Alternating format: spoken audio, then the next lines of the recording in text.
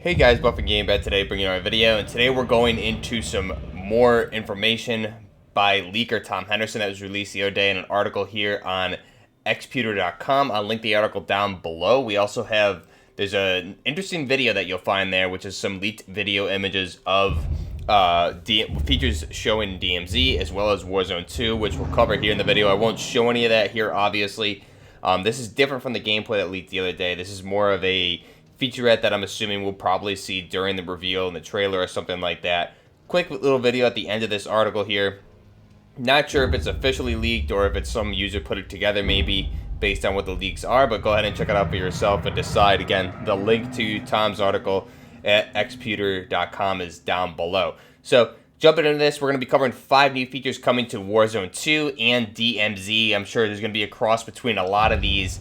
And just keep in mind, this is all leaked information. Nothing is official from Activision or Infinity Ward regarding this year's Call of Duty with this information that we're talking about here, especially given the fact that we're still about 5 months away from release of this game at this point. So a lot of this stuff, even if it is currently in active development and testing, could definitely change by the time we get Modern Warfare 2 and DMZ at release and Warzone 2 down the road, which is rumored to be early 2023, most likely the March release. So jumping right into it here, the first feature coming to Warzone 2, which is going to be new, is going to be an interrogation feature. So in this article, Tom refers this to being more similar to what we see in Rainbow Six Siege. And of course, if you played any third-person shooter, I think even like Ghost Recon Wildlands or anything like that, there's always usually a feature in these games where you can interrogate a downed enemy and get information. In this case, whether it's Warzone 2 or DMZ, this is one of those features I believe will probably be shared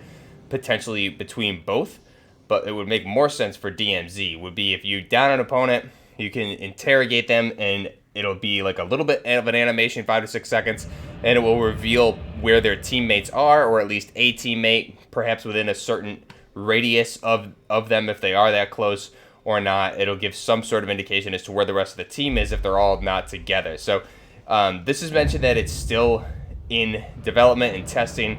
The animation right now is not complete. It's about 5 to 6 seconds of what looks like a revive feature, so it's probably just a placeholder animation in the meantime.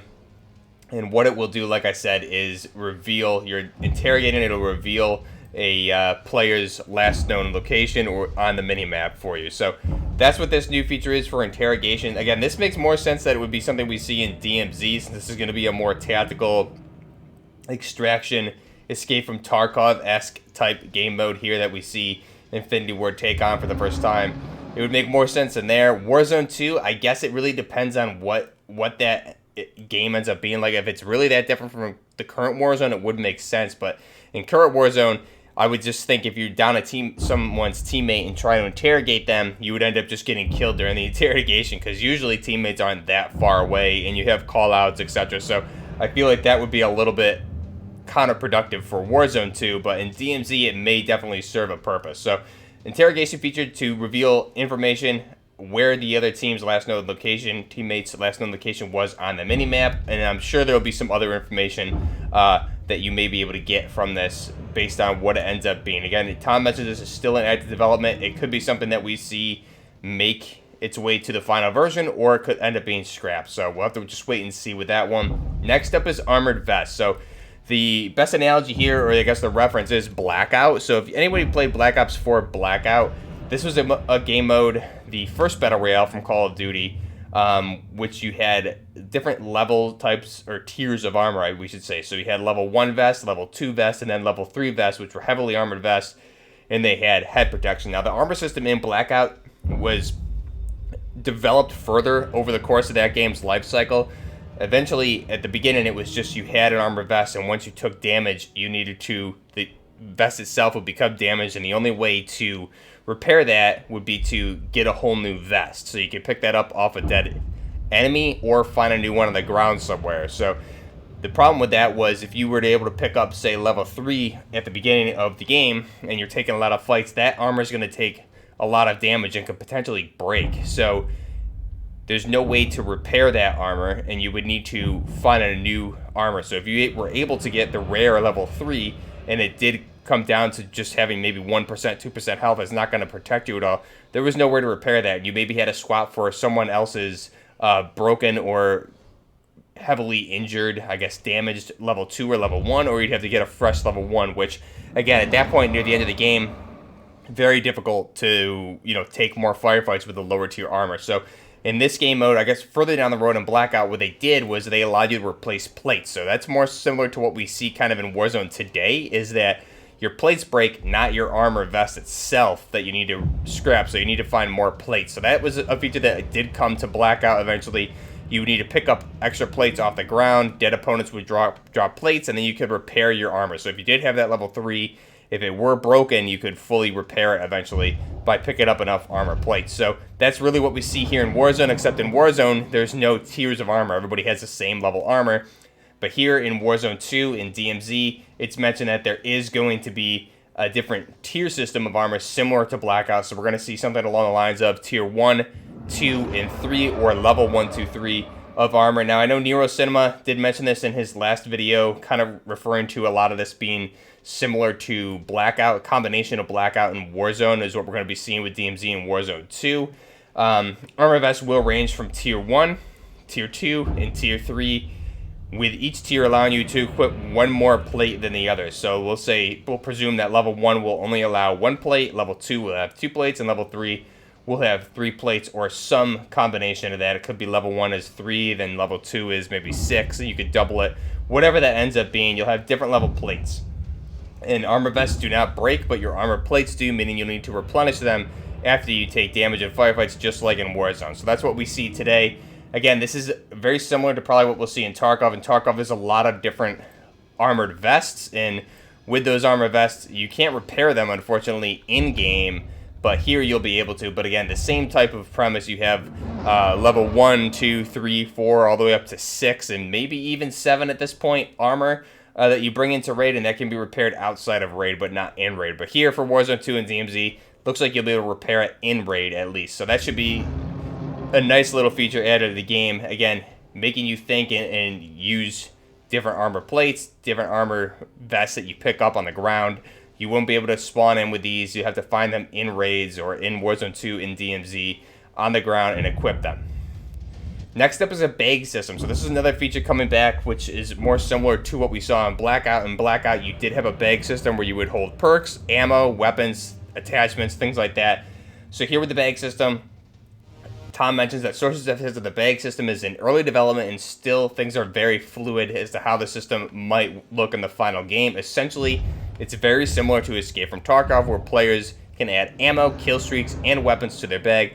Different bag tiers allow you to have more storage space. So then he goes into examples here, and again, this is really a lot like Tarkov, and that's really what the reference is here.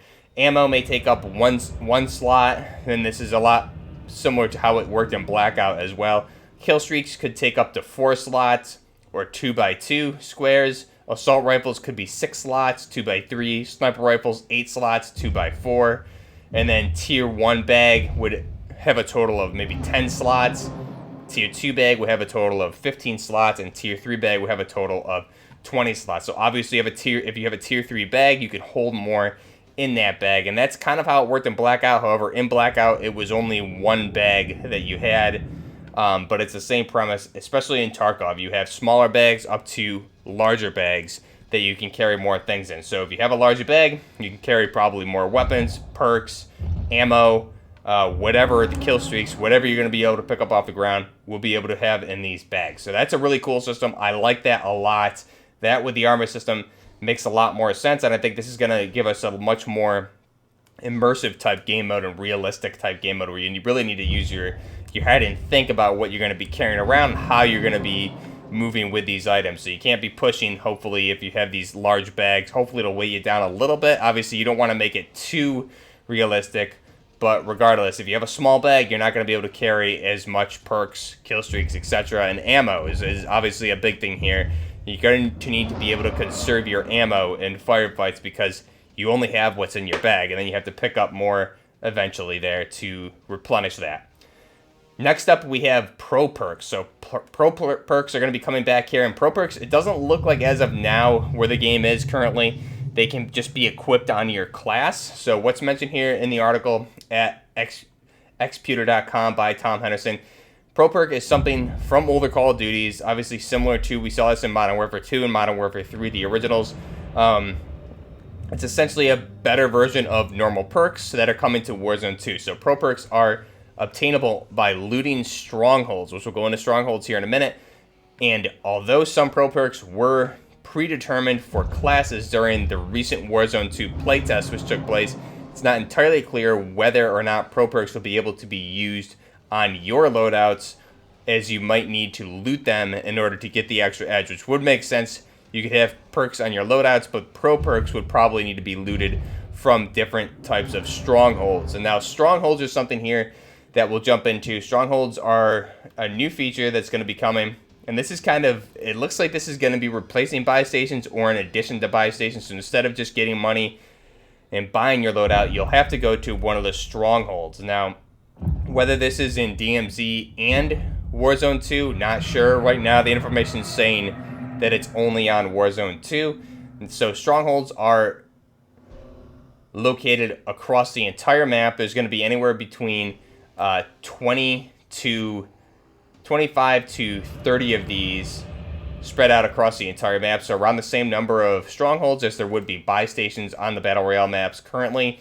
There are several different tiers of Strongholds. So there with three large Strongholds and around 20 to 25 smaller Strongholds. So those will be scattered throughout the map, and obviously the larger Strongholds will give you more rewards for doing these objectives. So what are Strongholds really?